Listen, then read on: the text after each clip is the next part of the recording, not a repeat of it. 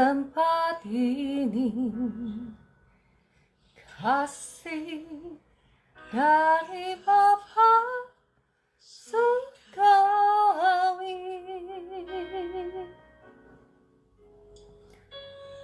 kasih dari Yesus mengalir di hatiku, membuat damai di hidupku.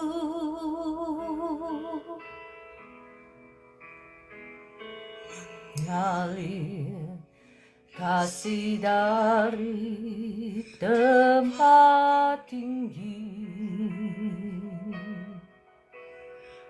mengalir kasih dari kata Allah Bapa, mengalir, mengalir, mengalir dan mengalir,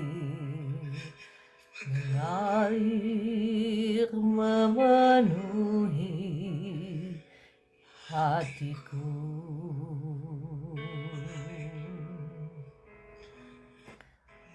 Mengalir kasih dari tempat tinggi,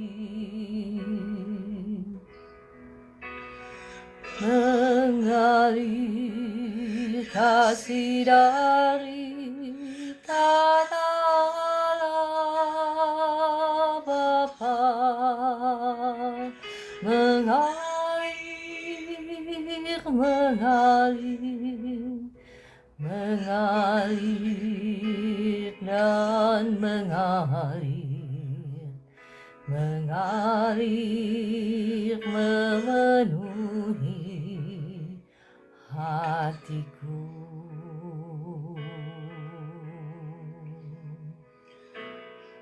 Kasih dari surga memenuhi tempat ini, kasih dari Bapa surgawi,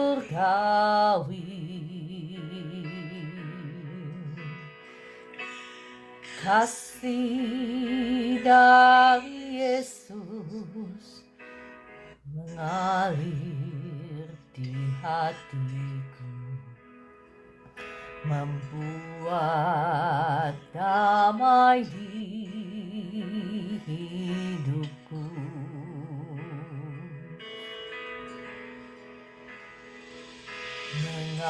Mengalir kasih dari tempat tinggi,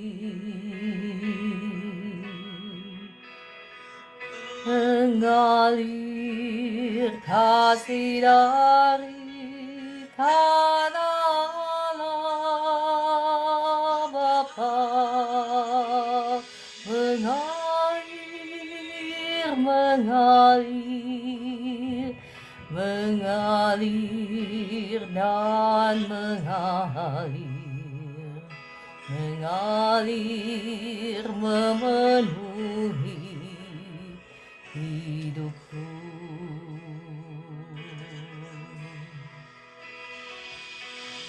Mengalir kasih dari tempat tinggi,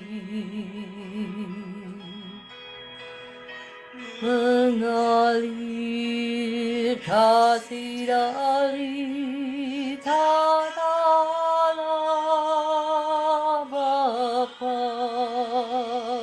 mengalir, mengalir, mengalir dan mengalir, mengalir memenuhi hidupku.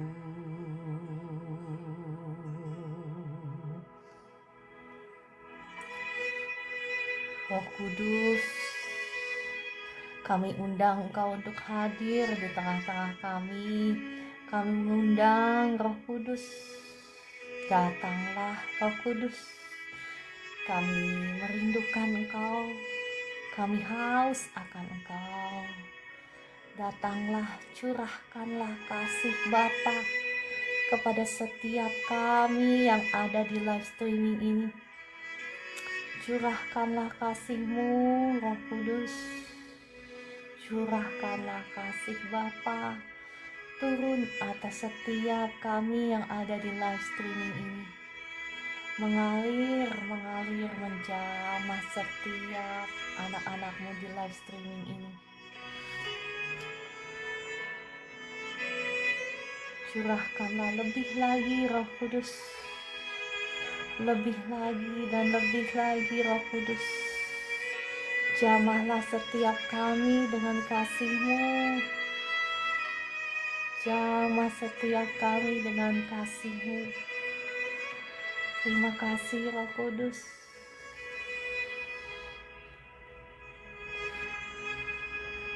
Lebih lagi Roh Kudus.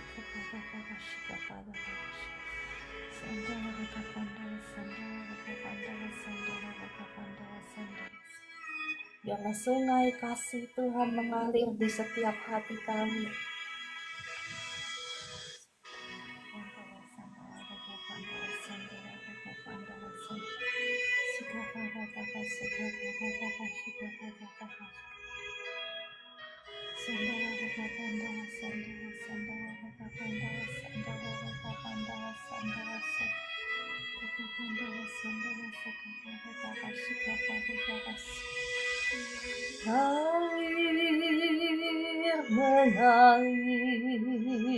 Mengalir dan mengalir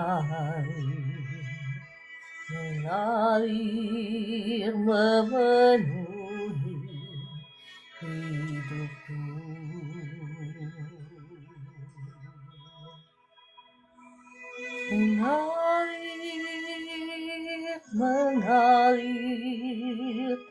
Mengalir dan mengalir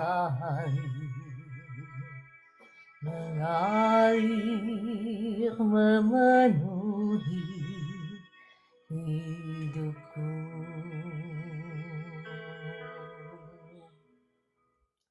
Ya, Shalom, selamat pagi Bapak Ibu yang dikasihi Tuhan. Saya percaya kasih Tuhan sudah mengalir, sudah menjamah setiap Bapak Ibu yang ada di live streaming ini.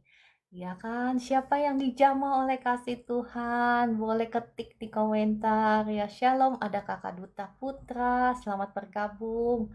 Ya, ada Ibu Evi, ada Kakak Rina, Kakak Dewi, Kakak Joni, Bu Maidalena, Kakak Charles Dwi Putra, Kakak Orlando, Kakak Katarin, ya saya, Kakak Maidalena, terima kasih ya untuk responnya. Bu Esther, terima kasih untuk pelayanannya. Kakak Charles, ya terima kasih. Roh Kudus, terima kasih untuk jamahanmu atas setiap kami. Bapa di surga, sebentar kami mau sama-sama belajar akan firman-Mu. Mari Roh Kudus, kiranya Engkau yang beracara, Engkau yang menguasai setiap hati dan pikiran kami, Engkau yang membukakan mata hati kami, diterangi oleh cahaya firman Tuhan buat kami untuk mengerti firman-Mu. Dan Roh Kudus, mari kiranya Engkau yang menaruh setiap kata-kata-Mu di bibir mulut hamba-Mu ini, sehingga segala perkataan yang keluar berasal daripada-Mu saja ya Tuhan, dan untuk memuliakan nama-Mu dalam nama Tuhan Yesus. Amin.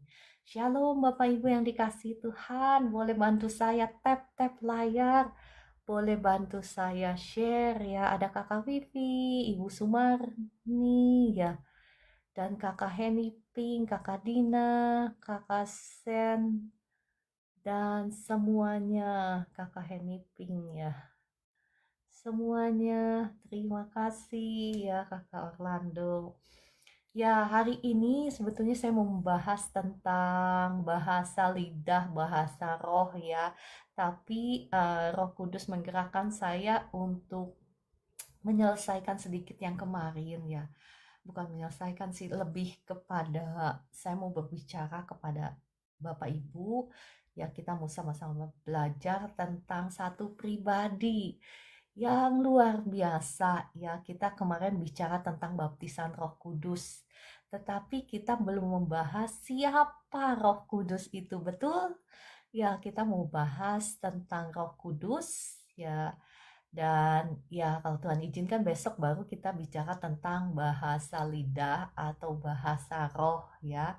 Dan Bapak Ibu juga yang ingin menerima karunia berbahasa roh, ingin menerima baptisan Roh Kudus, saya mengundang Bapak Ibu semua untuk mempersiapkan diri. Jadi saya memberikan waktu sambil saya membahas tentang siapa itu Roh Kudus ya. Kemarin berbicara tentang baptisan Roh Kudus, bicara hari ini tentang siapa Roh Kudus, besok berbicara tentang bahasa lidah. Kalau Tuhan izinkan di akhir acara besok, di akhir renungan firman besok, saya akan berdoa sehingga Bapak Ibu juga yang merindukan untuk mendapatkan karunia bahasa lidah, untuk mendapatkan baptisan Roh Kudus, Bapak Ibu juga bisa mengalami ya. Dan saya mengajak Bapak Ibu untuk puasa. Mari ya, kita mau belajar puasa. Kita ingin sesuatu yang ilahi. Kita mau belajar mempersiapkan diri kita dengan puasa, dengan iman ya, datang kepada Tuhan besok. Kalau Tuhan izinkan besok setelah saya membahas bahasa lidah, ya saya akan mendoakan Bapak Ibu sehingga Bapak Ibu menerima karunia itu. Tetapi ingat, engkau harus datang dengan persiapan, persiapan mental, persiapan fisik. Fisiknya kita mau salibkan keinginan daging kita. Kita mau menerima sesuatu yang ilahi, kita mau mempersiapkan diri dengan cara apa? Puasa dan iman, percaya bahwa apa yang kau minta itu engkau akan terima. Kemarin kan saya udah tanya siapa yang mau dibaptis Roh Kudus, kan Bapak Ibu bilang saya. Nah, Bapak Ibu harus memiliki iman mental bahwa ketika saya mendoakan engkau sudah menerimanya ya. Jadi jangan datang hanya dengan hati kosong tanpa persiapan dan berpikir bahwa kita bisa menerima sesuatu dari Tuhan. Jangan seperti itu ya. Tuhan itu tidak bisa dipermainkan, dia adalah Allah ya. Dia Allah yang hidup, yang tidak bisa dipermainkan. Entah engkau percaya atau enggak percaya, dia tetap Allah. Entah engkau menghormati dia atau engkau tidak menghormati dia, dia tetap Allah. Entah engkau melayani dia atau engkau tidak melayani dia, dia tetap Allah. Dia tidak tergantung kepadamu. Kita yang membutuhkan dia. Jadi kita mau datang dengan kerendahan hati, datang dengan iman, percaya bahwa ketika saya mendoakan itu, engkau akan menerima ya baptisan Roh Kudus. Engkau akan menerima karunia berbahasa roh. Oke, mari kita akan mulai sama-sama belajar. Sebentar ya, saya cari lagu yang enak dulu. Bapak Ibu boleh bantu saya tap-tap layar dan bantu share. Saya juga mau share nih, klaim ya. Sebentar. Ya mungkin Bapak Ibu juga mungkin sering mendengar bahasan tentang Roh Kudus mungkin ya di gereja Bapak Ibu. Saya nggak tahu background gereja Bapak Ibu itu seperti apa, tapi ya apapun gerejanya, Tuhan Yesus mengasihi semua gereja-gerejanya ya. Semua gereja dipakai Tuhan dengan caranya yang luar biasa, yang ajaib untuk memberkati tubuh Kristus. Dan saya di sini hanyalah pelengkap saja ya, hanyalah pelengkap. Jadi bukan siapa-siapa, tetapi hanya ya pelengkap saja. Oke, siapa itu Roh Kudus ya? Roh Kudus itu adalah salah satu pribadi dari Allah kita. Ya, mungkin Anda yang bukan dari background Kristen mungkin agak sedikit sulit untuk memahami ini. Tetapi izinkan saya dengan pertolongan Roh Kudus untuk menjelaskan kepada Bapak Ibu siapa sih Roh Kudus itu ya. Ya, saya mau mengajak Bapak Ibu melihat dari 1 Yohanes 5 ayat 7 yang berkata seperti ini. Sebab ada 3 yang memberi kesaksian di dalam sorga. Ya, perhatikan firman Tuhan berkata ada 3 yang memberi kesaksian di dalam sorga, yakni Bapa, Allah Bapa, Firman. Firman itu kita ketahui dalam kitab Yohanes bahwa Firman itu sudah menjelma menjadi manusia dalam pribadi Yesus Kristus, ya. Dan yang ketiga apa? Roh Kudus. Dan ketiga pribadi ini selalu disebutkan bersama-sama. Kita melihat di kitab Matius 28 ayat 18 sampai 19, ketika Tuhan Yesus menyuruh kita pergi ke segala bangsa dan memberitakan Injil dan membaptis orang-orang di dalam namanya, maka siapa yang disebutkan? Ketiga nama ini selalu disebutkan sejajar, yakni dalam nama Bapa, Anak, dan Roh Kudus. Saya bacakan ya. Yesus mendekati mereka dan berkata, kepadaku telah diberikan segala kuasa di sorga dan di bumi. Karena itu pergilah, jadikanlah semua bangsa muridku, dan baptislah mereka dalam nama Bapa, Anak, dan Roh Kudus. Jadi ketiga nama ini selalu disebutkan bersama-sama. Jadi Roh Kudus itu Bapak Ibu ya, bukan seperti yang kita mungkin ada beberapa dari kita yang berpikir Roh Kudus itu hanya roh yang berhembus gitu, angin atau kuasa ya. Bukan hanya itu, Roh Kudus itu adalah pribadi. Jadi pribadi Roh Kudus itu punya kehendak sendiri, punya will-nya, punya kehendak ya, dan punya pikiran sendiri, Roh Kudus ya. Jadi bukan hanya angin seperti yang kita pikirkan, kuasa, power gitu.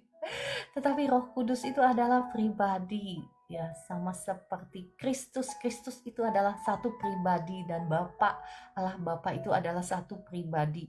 Mungkin bagi kita yang sudah percaya ya nggak heran kita sering mendengar, tetapi bagi saya tahu ada beberapa, mungkin ada banyak di antara kita di sini yang backgroundnya bukan Kristen, mungkin kau agak sedikit sulit untuk dimengerti ya. Jadi kita bukan Allah kita ada 3, tetapi Allah itu memiliki 3 pribadi tetapi satu. Ya, untuk simpelnya dan sederhananya ya, kita ini diciptakan menurut gambar dan rupa Allah, betul? Kita ini tetap satu kan, kayak Ciara itu satu, tetapi dalam dirinya Ciara ada 3 pribadi. Apa itu? Tubuh, jiwa, dan roh. Betul? Kita ini manusia diciptakan menurut gambar dan rupa Allah. Kita ini memiliki tubuh, kita memiliki jiwa. Jiwa itu pikiran, emosi, perasaan, kehendak. Itu adalah jiwanya saya. Dan saya ini punya roh. Dan saya ini tidak bisa dipisahkan. Kalau saya nggak punya roh, saya mati. Betul? Nah, demikian pula Bapa kita, Allah kita itu satu. Jadi jangan bilang Allah ada 3. Allah kita itu adanya satu. Tetapi dalam pribadi Allah itu ada pribadi Kristus, ada pribadi Roh. Dengan masing-masing pribadi memiliki karakteristik yang berbeda ya. Saya harap Bapak Ibu yang bukan background Kristen bisa memahami hal ini ya. Oke, saya mau lanjut ya. Ketika rasul-rasul juga menyebutkan Tuhan Yesus ya, selalu bersama-sama Tuhan Yesus, Allah Bapa dan Roh Kudus.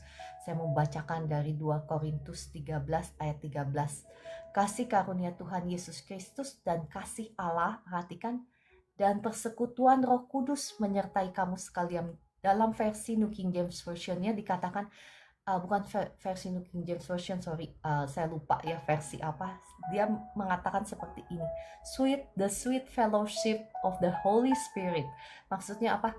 Persekutuan yang manis dengan Roh Kudus menyertai engkau, menyertai Anda dan saya. Jadi Roh Kudus itu sesungguhnya bisa menjadi, seharusnya menjadi sahabat kita yang paling dekat. Ya sekarang siapa yang menjadi sahabat Bapak Ibu saya nggak tahu. Engkau mungkin punya sahabat dekat, engkau mungkin punya kekasih. Tetapi lebih daripada semuanya itu, seharusnya yang menjadi sahabat kita yang paling dekat, yang paling mengetahui itu adalah Roh Kudus, pribadi Roh Kudus. Bapak Ibu ya, kalau saya mau share ya, Roh Kudus itu luar biasa ya. Kadang ya saya kalau misalnya saya belum sempat berdoa ngomong sama Tuhan bahwa saya punya kekhawatiran ini gitu, belum sempat ngomong. Saya hanya berdoa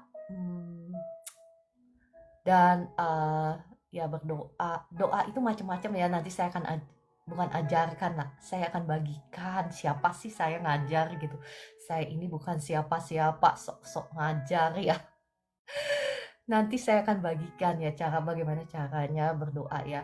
Nah, luar biasanya Roh Kudus itu pada waktu saya termenung langsung Roh Kudus itu bisa memberikan saya pengertian ya, penglihatan apa yang menjadi kekhawatiran saya.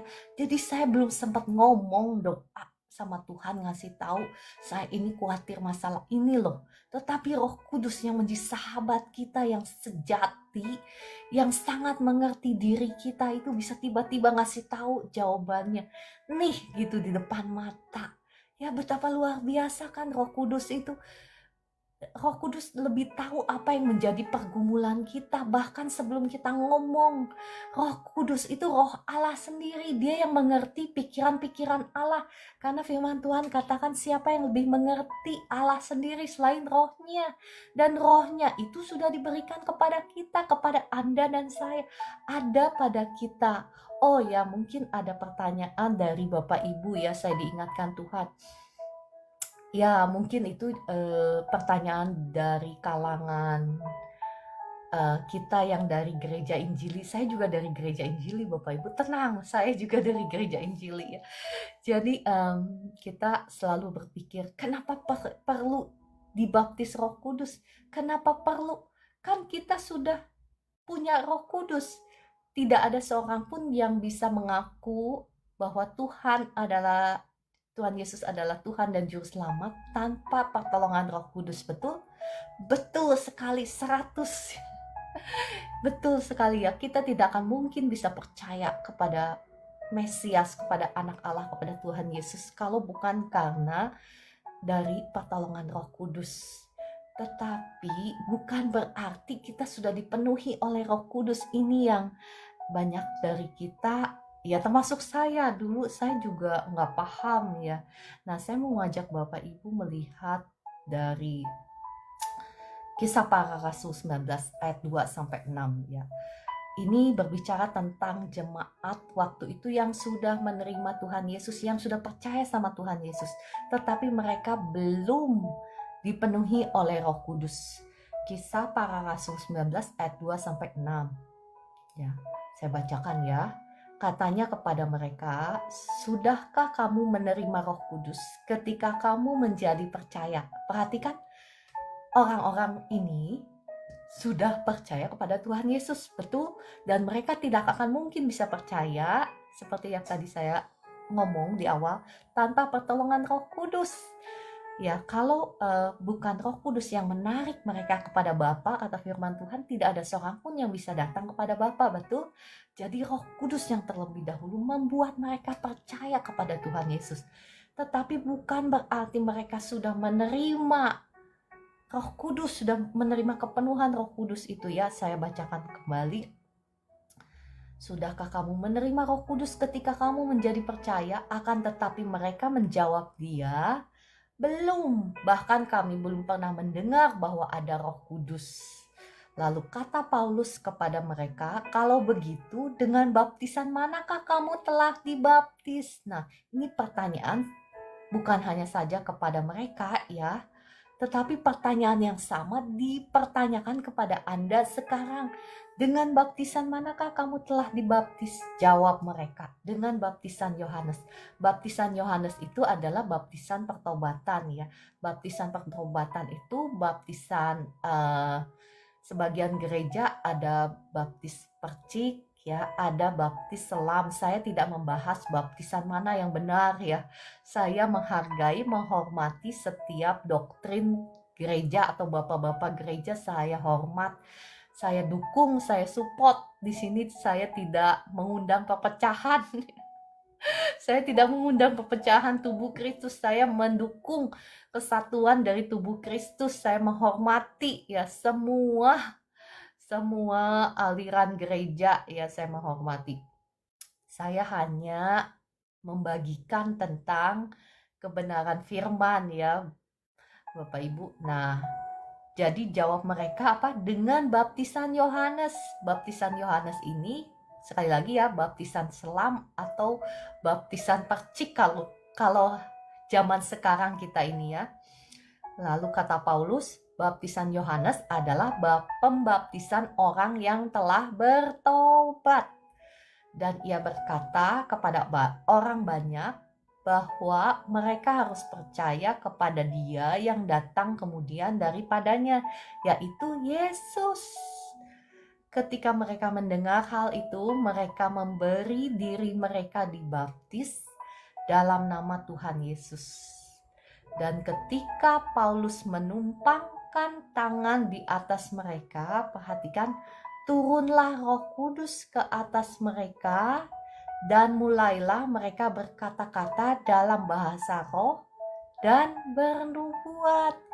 Jadi perhatikan ciri-ciri seseorang dibaptis oleh Roh Kudus itu ya, kita lihat bukan hanya saja di hari Pentakosta, tetapi kita lihat di kisah para rasul ini ketika mereka mendapatkan baptisan Roh Kudus, mereka menerima kepenuhan Roh Kudus.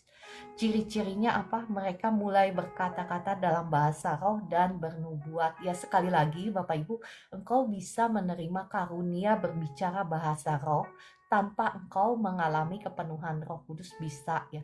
Tanpa engkau dibaptis oleh Roh Kudus bisa, tetapi ciri-ciri seseorang menerima baptisan Roh Kudus ataupun baptisan api yang kemarin saya jelaskan, yang saya beritahu sepintas ya tentang baptisan api itu, pasti mereka akan berbahasa roh ya, apalagi mereka yang mengalami baptisan api. Baptisan api itu biasanya langsung roar. Bapak Ibu mungkin baru pertama dengar roar. Roar itu apa? Berbahasa lidah tetapi yang roar itu groaning itu bahasa Indonesianya apa ya, bahasa Indonesianya apa sih groaning gitu, ya dengan keluhan bahasa Indonesianya seperti ini di Alkitab ya, di Alkitab bahasa Indonesia dengan keluhan yang tak terkatakan, itu versi bahasa Indonesianya. Tetapi kalau bahasa versi New King James Version-nya groaning, roar gitu ya. Itu biasanya mereka yang sudah menerima baptisan api gitu ya. Tanpa kita bisa kontrol karena Roh Kudus sendiri yang ambil alih tubuh kita. Kita pernah dengar kan kesurupan kan? Kalau kesurupan biasanya seseorang diposes atau dirasuki oleh roh jahat, betul? Nah, ketika kita berbicara baptisan api itu seseorang diposes, seseorang dikontrol oleh Roh Kudus sehingga ya kata-katanya seluruh tubuhnya dikuasai oleh Roh Kudus ya. Bukan hanya dirasuki oleh roh jahat Bapak Ibu ya. Kita juga bisa dipenuhi, dikontrol. Apa sih artinya dirasuki itu? Dirasuki itu seseorang yang tidak lagi punya kontrol tentang dirinya karena dirasuki, diposes oleh roh jahat kan, oleh roh tertentu kan, betul kan?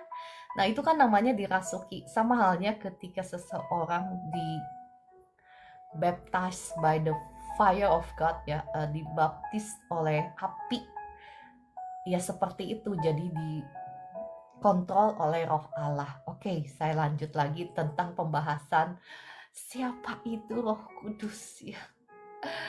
Ya, jadi Roh Kudus itu adalah salah satu pribadinya Allah. Jadi bukan Allah kita ada 3, tetapi ya Allah kita ada 1, namun memiliki 3 pribadi, sama halnya dengan kita. Kan gampang sekali ya mengertinya, betul kan? Kenapa sih dibikin susah? Kita kan ciptaan, maksudnya diciptakan menurut gambar dan rupa Allah. Untuk mengerti Allah, kita lihat diri kita sendiri, kan kita diciptakan menurut gambar dan rupa Allah.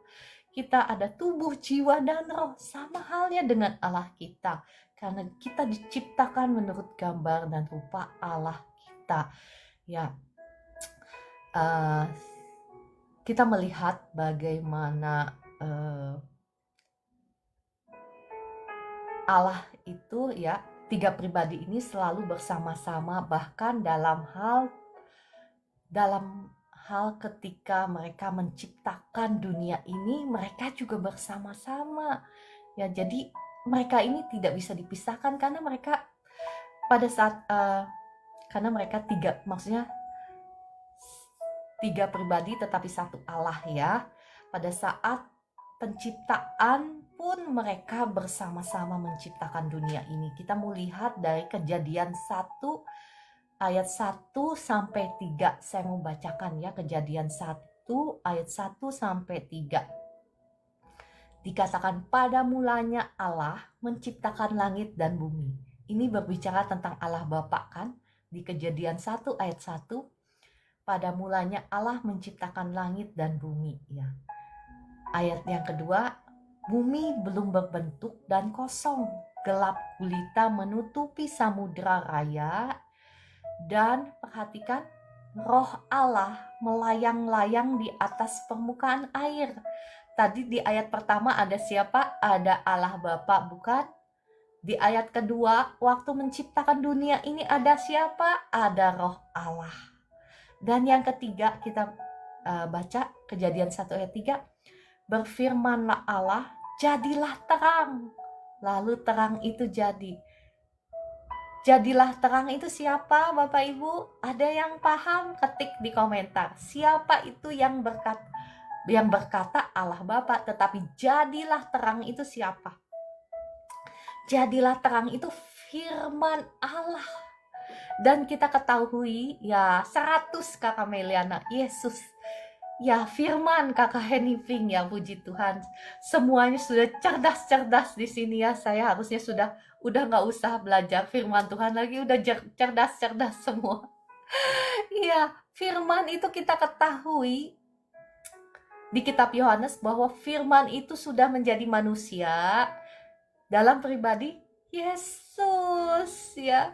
Jadi ketiga pribadi ini bersama-sama, bahkan dalam menciptakan dunia ini, ketiga pribadi ini adalah satu. Ya, puji Tuhan. Oke, kita sekarang sudah paham bahwa ketiga pribadi ini adalah satu, ya, Allah kita, namun memiliki 3 pribadi dan selalu bersama-sama, tidak bisa dipisahkan. Nah, kita mau belajar apa sih ya tugas dan fungsinya Roh Kudus itu di dalam kehidupan kita, ya. Tadi saya sudah kasih kesaksian bahwa Roh Kudus itu sangat mengerti kita. Bahkan ketika saya belum sempat memberitahukan kepada Tuhan, ini toh yang mengganggu hati saya, Roh Kudus. Saya belum sempat ngomong. Tapi Roh Kudus itu luar biasa, bisa tiba-tiba kasih penglihatan, penghiburan gitu waktu saya down, ya, belum sempat ngomong sama Tuhan, belum sempat doa, Tuhan kasih penglihatan itu apa? Janji Allah tentang sesuatu yang saya gumulkan, bahwa apa yang saya menjadi kerinduan saya, apa yang menjadi pergumulan saya, apa yang menjadi kesusahan saya itu, Tuhan udah langsung twing gitu, kasih penglihatan, kasih janji bahwa engkau nggak usah khawatir. Maksudnya itu ngomong-ngomong sama saya, engkau nggak usah khawatir. Ini loh rancangan Tuhan atas atas hidupmu yang kau khawatirkan itu. Bapak Ibu, siapa yang mau mengalami hal itu? Saya percaya Tuhan berbicara bukan hanya kepada saya. Roh Kudus bukan hanya menguatkan saya, tetapi Roh Kudus mau menjadi pribadi sahabat yang terbaik dalam hidupmu, yang menolong engkau, yang menghibur engkau, yang menguatkan engkau, ya. Yang pertama kita mau belajar seperti yang tadi saya kasih kesaksian. Fungsinya Roh Kudus di dalam hidup kita itu adalah mengajar. Ingat, dia itu Allah ya, dia itu Allah. Kita harus tahu walaupun dia itu sebagai sahabat yang terbaik dalam hidup kita, ada kalanya kita juga harus menghormati dia sebagai Allah. Walaupun dia mungkin bukan Allah Bapa, tetapi dia Allah. Posisinya sama ya. Ya kan tadi kan kita sudah belajar bahwa ketiga pribadi ini selalu disebutkan bersama-sama dan bekerja bersama-sama kan. Nah, jadi ada waktunya kita kepada Roh Kudus itu sebagai sahabat, sebagai teman, tapi ada waktunya kita juga menghormati dia sebagai Allah ya. Saya membacakan dari Yohanes 14 ayat 26. Tetapi penghibur, yaitu Roh Kudus yang akan diutus oleh Bapa dalam namaku, dialah yang akan mengajarkan segala sesuatu kepadamu dan akan mengingatkan kamu akan semua yang telah kukatakan kepadamu. Nah, perhatikan, Roh Kudus itu apa? Menghibur. Namanya aja penghibur ya. Yaitu Roh Kudus yang diutus oleh Bapa dalam namaku. Dialah, perhatikan, yang pertama tadi menghibur, yang kedua apa? Mengajarkan segala sesuatu kepadamu. Yang ketiga apa? Mengingatkan kamu akan semua yang telah kukatakan kepadamu. Nah, ya kita melihat fungsinya menghibur dan mengajarkan. Bapak Ibu, ya saya bisa ngomong begini ini bukan karena saya sekolah teologi ya, saya belum pernah sekolah teologi. Bukan karena saya, ya mohon maaf ya, makanya saya gak bilang saya mengajar, saya membagikan, betul? Gak salah kan saya bilang saya membagikan, karena saya juga belum pernah sekolah teologi ya. Tapi siapa yang mengajarkan? Roh Kudus ya, selalu mengajarkan kepada saya. Kadang saya itu ya ngelihat sesuatu aja, misalnya sesuatu langsung Roh Kudus itu mendownload pelajaran. Begini loh. Ini itu ini karena ini. Tahu nggak? Begini. Roh Kudus yang ngajar. Ya. Nah, Bapak Ibu, saya percaya Roh Kudus itu bukan hanya ngajar saya, ngajar engkau juga. Tetapi kalau engkau mau memiliki akses sampai ke sana, engkau harus mengalami baptisan Roh Kudus supaya engkau mengalami kepenuhan itu. Ya, siapa sih yang nggak mau? Siapa yang nggak mau ya seperti Roh Kudus mengajarkan kepada saya ya, tiba-tiba misalnya waktu saya bangun tidur itu ya langsung Tuhan itu ngajarin. Misalnya seperti yang saya ceritakan kepada Bapak Ibu, saya pernah share kan bagaimana dari hal kecil langsung Roh Kudus ngajarin gitu. Siapa yang mau? Ya, terima kasih komentarnya Ibu Eli, ada Ibu Eli, Ibu Evi, ya Kakak Pak Celim, Kakak Dewi, ya Roh Kudus yang sama akan mengajarkan kepada engkau. Jadi ya sekolah itu penting ya, sekolah itu penting, tetapi bukan segalanya. Karena guru terbaik kita itu adalah Roh Kudus.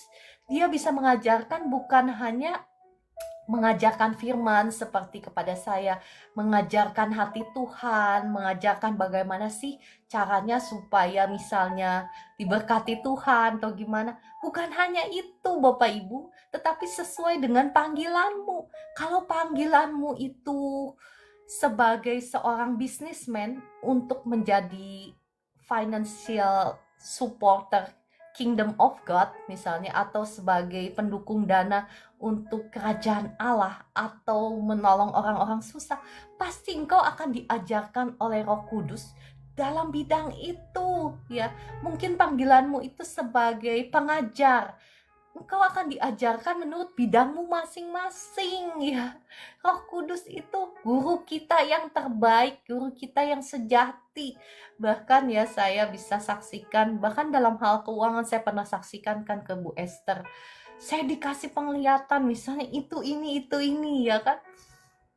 Ya pokoknya luar biasa deh, Roh Kudus itu bisa ngasih tahu, bukan hanya saja ngajarin saya dalam firman ya, tetapi ngajarin saya apa yang harus saya lakukan. Misalnya saya bingung, Tuhan ini apartemen saya mau diapain, langsung bisa-bisa tiba-tiba tuing dikasih penglihatan harus ngapain gitu.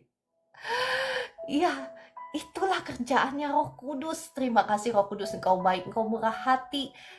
Kerinduanmu memang untuk memberkati setiap anak-anak Tuhan. Ya, tapi untuk sampai engkau sampai ke situ, engkau ya saya encourage, saya memotivasi Bapak Ibu semua untuk mengalami baptisan Roh Kudus. Karena engkau tidak akan dapat mengalami kepenuhan itu, akses kepenuhan itu kalau engkau belum dipenuhi oleh Roh Kudus. Ya, saya mau lanjut ke bagian yang lain. Dalam Yohanes 14 ayat 26 ini dikatakan, dialah yang akan mengajarkan, bagian terakhir, dan akan mengingatkan kamu akan semua yang telah kukatakan kepadamu. Ini penting Bapak Ibu, ada bagian kita. Bagian kita apa? Di sini firman Tuhan katakan, Roh Kudus akan mengingatkan kamu akan semua yang telah kukatakan kepadamu. Nah, kalau engkau belum pernah mendengar kata-kata firman, apa yang Roh Kudus akan ingatkan kepadamu? Betul? Betul kan? Jadi ada bagian kita juga untuk membaca, untuk merenungkan firman-Nya. Nah, Roh Kudus yang akan mengingatkan engkau akan firman-Nya. Roh Kudus itu bisa ya, kalau pada saat yang dibutuhkan ya, saya percaya bukan hanya pada saya kan, pada Bapak Ibu juga. Pada saat yang dibutuhkan tiba-tiba keluarlah semua firman itu yang pernah saya bacakan. Ya kan? Pada saat kita hendak mengambil keputusan atau apa, atau kita lagi susah, atau kita lagi apa, tiba-tiba Roh Kudus itu ngingetin semua firman Tuhan yang pernah kita baca atau kita pernah dengar kan. Nah seperti itu ada bagian tugas kita untuk belajar firman, untuk membaca firman, untuk mendengar firman. Karena pada saatnya yang tepat Roh Kudus yang akan mengingatkannya kepada kita. Ya, Roh Kudus itu sebetulnya dikatakan dia adalah penolong ya. Penolong itu atau dalam bahasa aslinya itu parakletos. Parakletos itu apa sih ya? Dalam terjemahannya itu adalah counselor. Counselor itu yang memberikan nasihat, advice, betul? Nah makanya saya bilang waktu saya doa, Roh Kudus apa yang harus saya lakukan dengan apartemen ini? Roh Kudus tiba-tiba kasih tahu penglihatan ya. Roh Kudus itu berbicara, maksud saya jangan batasi cara Tuhan, cara Roh Kudus berbicara kepada kita ya Bapak Ibu. Jangan hanya batasi Roh Kudus hanya berbicara lewat penglihatan. Jangan. Kalau belum melihat penglihatan jadi belum bicara. Jangan. Ya, jadi Roh Kudus itu bisa berbicara, bisa mengajarkan kepada kita lewat pikiran-pikiran di hati, di pikiran saya ya. Biasanya kalau Roh Kudus bicara itu langsung tiba-tiba gitu. Jadi bukan pikiran kita, saya tahu itu bukan pikiran saya. Tiba-tiba di-download, kayak download komputer tahu Bapak Ibu. Nah, itu biasanya ya. Biasanya tiba-tiba di-download di pikiran saya, pikiran-pikirannya Tuhan ngajarin misalnya dari A, B, C, D ya. Itu yang biasa Roh Kudus lakukan. Atau misalnya Bapak Ibu lagi misalnya mau usaha atau apa, sama. Jadi pikirannya kita bisa tahu bahwa itu bukan pikiran kita. Ya mudah-mudahan dengan cara engkau setiap hari berjalan dengan Roh Kudus, engkau akan paham bahwa itu bukan pikiranmu. Itu adalah pikiran-pikiran Roh Kudus yang didownloadkan hikmatnya Tuhan yang Tuhan berikan kepada Anda ya. Oke, ya paham kata Kakak Heni. Jadi counselor, salah satu definisinya ya, counselor itu yang memberikan hikmat, yang mengajar, yang memimpin. Intercessor yang kedua artinya adalah intercessor. Intercessor itu adalah yang mendoakan kepada Bapak ya, yang intercessor tahu kan Bapak Ibu, kan ada pendoa syafaat. Nah, itulah syafaat intercessor ya, yang menjadi pendoa gitu ya. Terus yang ketiga helper. Helper itu penolong. Ya, seseorang yang memberikan semangat, yang memberikan penghiburan ya. One who encourage and comforts, yang memberikan penghiburan. Ya, itu adalah pekerjaannya Roh Kudus. Jadi Bapak Ibu, ketika engkau berdoa, engkau tahu, wah ini ya ini pekerjaannya Roh Kudus. Kenapa? Dari definisinya kita tahu, dari arti kata parakletos itu ya, penolong itu ya. Roh Kudus juga menolong kita di dalam berdoa. Nanti saya akan bahas ya besok mengenai bahasa lidah. Oke, dan tugasnya Roh Kudus selain daripada itu adalah menginsafkan dunia dari dosa. Itu ada di Yohanes 16 ayat 8 ya. Dan kalau ia datang, ini ia itu berbicara tentang Roh Kudus, ia akan menginsafkan dunia akan dosa, kebenaran, dan penghakiman. Jadi seperti yang tadi di awal saya cerita, bahwa kita tidak akan mungkin bisa percaya kepada Tuhan Yesus, kita tidak akan mungkin bisa bertobat kalau bukan karena pekerjaannya Roh Kudus. Bukan, ya memang Roh Kudus yang menginsafkan kita, Roh Kudus yang menolong kita, tetapi bukan berarti kita sudah mengalami kepenuhan Roh Kudus. Seseorang akan mengalami kepenuhan Roh Kudus ketika dia dibaptis oleh Roh Kudus ya. Jadi ya udah lanjut deh. Sudah pukul, di tempat saya ini sudah daylight saving ya. Jadi sudah pukul 8.47. Oke. Masih panjang ya. Aduh, gimana ya? Apa lanjut aja besok kali ya? Oke. Kita lanjut besok aja ya. Udah pada mau ke gereja juga, saya rasa sudah pada mau beribadah ya. Oke, saya percaya mungkin masih apa yang saya sampaikan itu sangat singkat ya, tapi saya percaya sudah menginspire Anda, sudah memberikan Anda motivasi untuk mengalami kepenuhan Roh Kudus, bukan? Siapa di antara kita yang pengen dipenuhi oleh Roh Kudus? Ketik amin ya, saya mau dan percaya bahwa engkau akan mengalaminya, karena kata firman Tuhan, jikalau Bapa kita yang di surga aja tahu maksudnya jikalau Bapa kita yang di dunia aja tahu memberikan yang terbaik, apalagi Bapa kita yang di surga pasti akan memberikan Roh Kudus kepada mereka yang memintanya. Jadi Anda semua yang ada di sini yang mau mengalami baptisan Roh Kudus, engkau boleh mulai minta sama Tuhan ya. Minta sama Tuhan, saya mau dipenuhi oleh Roh Kudus, saya mau mengalami baptisan Roh Kudus, saya juga mau menerima karunia bahasa roh ya. Dan Anda boleh mulai puasa. Jangan datang kepada Tuhan meminta sesuatu dengan tangan kosong, dengan hati kosong.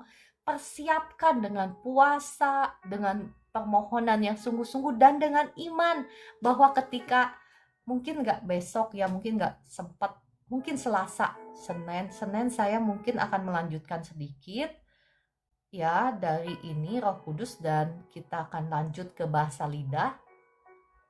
Kalau sempat besok, kalau enggak Selasa ya. Selasa kita akan lanjutkan dengan speaking in tongues, maksudnya dengan bahasa lidah. Apa sih fungsinya bahasa lidah itu ya? Bagaimana dahsyatnya bahasa lidah itu? Nanti saya akan bahas itu, dan di akhir saya akan berdoa supaya Bapak Ibu mengalami baptisan Roh Kudus dan mengalami karunia berbahasa lidah ya. Oke, mari kita berdoa. Roh Kudus, terima kasih Engkau sudah mengajar, Engkau yang sudah berbicara, Engkau yang sudah menerangi setiap mata hati kami untuk mengerti kebenaran firman Tuhan. Terima kasih Roh Kudus. Segala puji, hormat, dan kemuliaan bagi namamu. Saat ini hamba-Mu berdoa membawa setiap anak-anak Tuhan ke dalam tangan-Mu, Bapa di surga. Saya berdoa doa berkat ya bagi Bapak Ibu semua. Ya, terbukalah tingkap-tingkap langit dan dicurahkanlah berkat Tuhan kepada Bapak Ibu semua sampai dengan berkelimpahan. Diberkati kehidupanmu, diberkati rumah tanggamu, keluargamu, usahamu, toko-tokomu, segala pekerjaan tanganmu diberkati Tuhan, dibuat menjadi berhasil dalam nama Tuhan Yesus. Engkau naik menjadi kepala dan bukan ekor. Engkau menjadi lebih daripada pemenang dalam setiap aspek dalam kehidupanmu. Dalam nama Tuhan Yesus, ya, engkau tidak akan ditaklukkan oleh masalah, tetapi engkau yang akan menaklukkan setiap masalahmu. Sakit penyakit tidak akan berkuasa atas tubuhmu. Sakit penyakit ada di bawah telapak kakimu dalam nama Tuhan Yesus. Ya, bahkan pergumulan ekonomimu juga terbuka jalan berkat bagi engkau dalam nama Tuhan Yesus. Engkau tidak akan dijajah oleh musuh-musuhmu. Engkau yang akan menguasai musuh-musuhmu. Musuh-musuhmu termasuk belenggu ekonomi, kesulitan keuangan, hutang piutang ada di bawah telapak kakimu. Dalam nama Tuhan Yesus, engkau keluar lebih daripada pemenang. Dalam nama Tuhan Yesus, engkau yang akan merefleksikan kemuliaan Tuhan di dalam kehidupanmu. Dalam nama Tuhan Yesus, amin, amin, amin. Terima kasih Bapa di surga, terima kasih Tuhan Yesus, terima kasih Roh Kudus. Saat ini hamba-Mu akan berdoa bagi setiap anak-anak-Mu yang sedang sakit. Roh Kudus, kiranya Engkau datanglah dan jamahlah setiap kekasih-kekasih-Mu yang ada di live streaming ini. Mari Roh Kudus, datanglah lebih lagi Roh Kudus. Jamah setiap anak-anak-Mu yang sakit saat ini. Sandala reka pandala sandala reka pada tarashika. Jamah lebih lagi Roh Kudus. Kasih-Mu mengalir menjamah setiap anak-anak-Mu yang sedang sakit saat ini. Jamah lebih lagi Roh Kudus. Engkau yang mengalami trauma di hati, lepaskan dulu ya pengampunan, lepaskan dulu pengampunan. Ya, kasih Tuhan mengalir, membebaskan engkau, menyembuhkan setiap luka-luka trauma di hatimu. Dalam nama Tuhan Yesus, jadilah engkau bebas. Segala kebencian, segala dendam, lepaskan sekarang, jadilah engkau bebas. Saya cabut semua roh-roh kebencian, roh-roh intimidasi, roh-roh negatif thinking.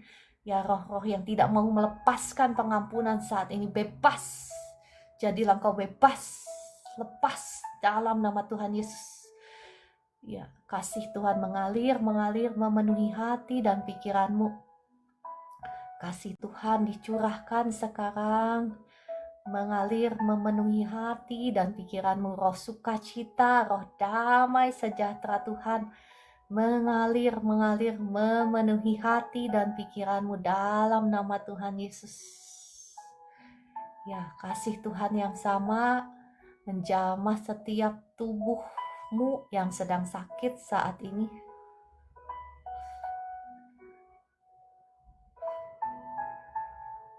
Darah Yesus sudah menghancurkan, mematahkan setiap belenggu kutuk keturunan, kutuk sakit penyakit atas hidupmu sudah hancur, sudah patah dalam nama Tuhan Yesus. Jadilah engkau bebas.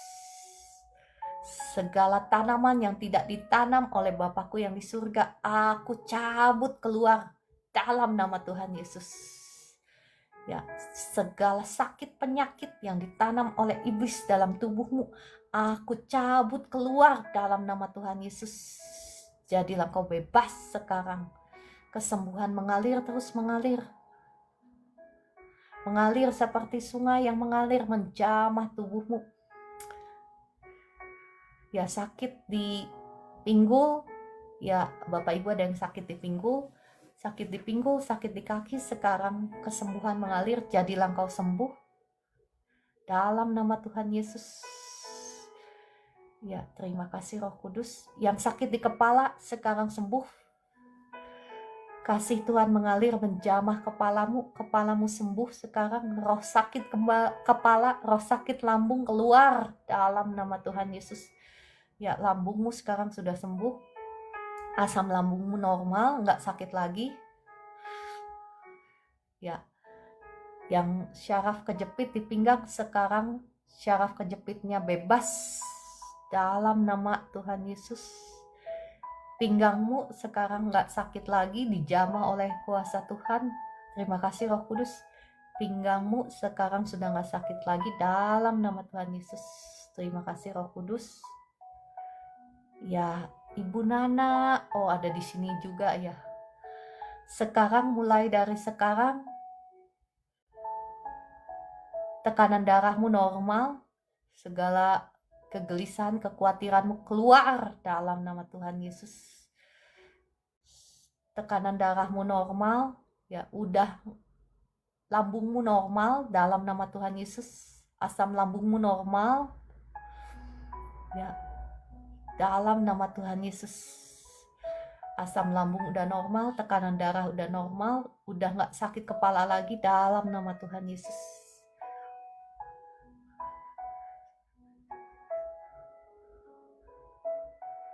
Sakit oh ternyata banyak toh yang sakit pinggang. Terima kasih Roh Kudus, engkau yang sudah memberitahukan ya. Ibu Esther sudah sembuhkah? Terima kasih sudah sembuh tuh sakit pinggangnya. Terima kasih Roh Kudus, terima kasih sudah menjamah Ibu Subangni, udah menjamah Ibu Esther. Ya, terima kasih Roh Kudus. Yang sakit lutut juga ya, yang sakit lutut, terima kasih sudah dijamah Tuhan. Yang sakit lutut sudah dijamah Tuhan, sudah sembuh. Siapa itu yang sakit lutut yang dijamah Tuhan? Ya, ada yang sakit lutut yang sudah dijamah Tuhan, yang sudah disembuhkan Tuhan. Boleh ketik di komentar ya. Terima kasih Roh Kudus untuk jamahanmu ya, untuk anak-anak kekasihmu. Terima kasih engkau begitu mengasihi anak-anakmu yang ada di tempat ini. Ya, Ibu Evi, terima kasih kesaksiannya. Terima kasih Roh Kudus ya. Ibu Sumarni, ya apa yang kau rasakan sekarang? Ya, puji Tuhan ya. Terima kasih Roh Kudus untuk jamahanmu atas anak-anakmu di tempat ini. Terima kasih untuk Ibu Roberta, terima kasih kesaksiannya, terima kasih Roh Kudus, engkau baik ya, engkau sangat mengasihi setiap anak-anakmu yang ada di live streaming ini. Ya, setiap kekasih-kekasihmu ini, terima kasih engkau sudah menjamah, engkau sudah menyembuhkan. Ya, sudah menyembuhkan Ibu Roberta juga yang sakit kepala, terima kasih. Ya, Ibu Roberta, jaga hati dan pikiranmu itu ya, yang bikin sakitnya datang bolak-balik pulang pergi itu ya, semua yang menjadi kekhawatiranmu, kecemasanmu, sakit, semua kesusahanmu itu serahkan, letakkan di bawah telapak kakinya Tuhan Yesus. Letakkan di bawah telapak kakinya Tuhan Yesus. Percaya akan janji firman-Nya Tuhan ya. Engkau tidak akan kekurangan sesuatu pun yang baik. Selama Tuhan Yesus adalah gembalamu, engkau tidak akan kekurangan. Ya. Imani, ucapkan itu ya. Ucapkan dan imani itu, percaya dalam hati, dalam rohmu, maka itu akan termanifestasi keluar di jasmani ya. Karena secara roh itu apa yang di-establish di dalam roh, atau apa sih establish itu bahasa Indonesianya ya, apa yang ya kita pikirkan, kita percaya di alam roh sebagai kenyataan, itu yang akan terjadi, termanifestasi di jasmani. Kalau orang dunia aja percaya dengan mohon maaf ya, dengan sugesti, dengan hal-hal seperti itu, apalagi firman Allah. Kenapa orang dunia bisa percaya hal-hal sugesti dan hal itu terjadi? Kayak placebo. Bapak Ibu tahu apa itu placebo? Obat yang karena sugesti ya. Dan juga law of attraction ya, seperti itu. Orang dunia aja percaya hal-hal seperti itu, dan itu terjadi. Kenapa? Karena kita ini diciptakan menurut gambar dan rupa Allah. Karena bagaimana Allah menciptakan? Allah berfirman, jadilah terang, maka terang itu jadi. Apalagi kita yang percaya akan janji firman Tuhan. Firman Tuhan yakni Yesus Kristus sendiri. Kuasanya lebih daripada apa yang dipercaya oleh orang dunia ini. Ya Bapak Ibu, saya perhatikan di media sosial ya, begitu banyak orang membahas. Ada banyak macam lah orang dunia ini percaya ya. Bahkan dengan apa yang dikatakan, saya baru kemarin nggak sengaja melihat ada uang bibit gitu ya, saya baru dengar itu. Ternyata itu adalah sugesti yang menciptakan realitas. Nah, nggak salah. Kenapa nggak salah? Karena kita ini, orang dunia ini, walaupun mereka nggak percaya Tuhan Yesus, mereka sama diciptakan menurut gambar dan rupa Allah. Ya, siapapun kita, entah kita percaya firman atau nggak percaya firman, selama kita melakukan firman, maka kita akan menuai hasilnya. Betul? Apapun yang kita percaya, ya itu kan balik lagi kepada firman Tuhan. Ada orang-orang yang ngaku Kristen tapi nggak percaya. Tetapi ada orang dunia yang nggak percaya Tuhan Yesus tapi melakukan firman. Maka mereka akan menuai hasilnya, ya kan? Betul kan? Apalagi kita gitu loh, kita anak-anak Tuhan. Kita harus keluar jauh lebih daripada pemenang. Kita harus unggul. Kenapa? Karena kita punya semuanya. Kita punya Allah Bapa, kita punya firman-Nya, bahkan kita punya Roh Kudus-Nya. Kita harus jauh lebih unggul daripada orang-orang dunia ini. Makanya kita harus belajar jadi pelaku-pelaku firman, bukan hanya mengetahui. Ya, kalau orang dunia bisa sukses seperti itu karena mereka, ya sebetulnya mereka melakukan firman tanpa mereka mengerti bahwa itu firman Tuhan. Betul kan? Sugesti itu apa? Itu kan mereka percaya. Dengan percaya, kata firman, mereka dibenarkan. Dengan pengakuan kita, mereka diselamatkan. Kita diselamatkan. Pengakuan apa? Bukan pengakuan tentang masalahmu, pengakuan akan imanmu, apa yang kau percaya. Saya kan pernah saksikan betapa Tuhan menolong saya berkali-kali dengan ucapan saya, karena firman Tuhan katakan di Markus 11 ayat 23 ya kalau nggak salah, bahwa tentang apa? Jika engkau percaya, kau dapat berkata kepada gunung ini, beranjaklah dan tercamparlah ke laut. Dan jika engkau tidak bimbang, namun percaya bahwa apa yang kau katakan itu akan terjadi, maka hal itu akan terjadi kepadamu. Nah, ini yang orang dunia lakukan dengan uang bibit lah, dengan placebo lah, dengan law of attraction. Sebetulnya mereka semua ngambil daripada firman Tuhan, dari Markus 11 ini. Nah, terlebih kita yang punya Bapa di surga, punya Tuhan Yesus. Kalau saya tidak menyarankan ya uang bibit itu ya, mohon maaf ya. Kita ini perlu mohon maaf ya, saya tidak mengkritik, tetapi saya tidak setuju. Kenapa? Karena kita punya firman. Tuhan Yesus lah yang harusnya jadi satu-satunya sumber daripada segala sesuatu yang kita andalkan. Jangan mengandalkan uang bibit. mohon maaf, tidak bermaksud mengkritik. Tetapi Firman Tuhan lah yang harus kita andalkan. Mohon maaf, ini HP suci. Firman Tuhan saya ada di elektronik gitu ya. Firman Tuhan yang harus kita andalkan. Ya, Roh Kudus yang harus kita andalkan. Bapa kita yang di surga yang harus kita andalkan. Bahkan dia itu yang berjalan di depan kita, yang memecahkan pintu-pintu tembaga, dikatakan. Yang apa? Yang mematahkan palang-palang besi untuk apa? Di kitab Yesaya 45, untuk memberikan kepada kita harta benda terpendam, harta kekayaan tersembunyi. Dia yang lebih tahu bagaimana caranya untuk memberkati Anda dan saya. Masih ingat kesaksian saya tentang bagaimana ketika saya bingung, Tuhan, ini apartemen mau diapain? Langsung Roh Kudus ngasih tahu caranya. Engkau harus ini, engkau harus ini, harus itu. Ya, dari mana itu saya dapatkan hikmat cara nyari duit? Dari mana saya dapatkan? Saya bisa tahu engkau harus jual saham. Jual itu semua saham. Saya ingat itu berapa tahun yang lalu, saya lupa ya.